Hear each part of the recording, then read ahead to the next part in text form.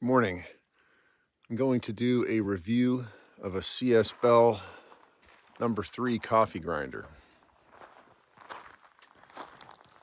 There she is.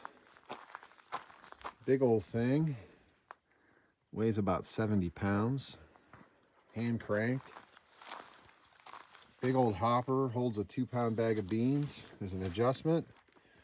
Put any kind of implement you want under there to catch it.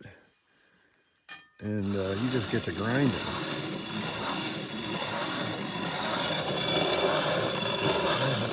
Just like every other coffee grinder I've ever owned. They can be messy,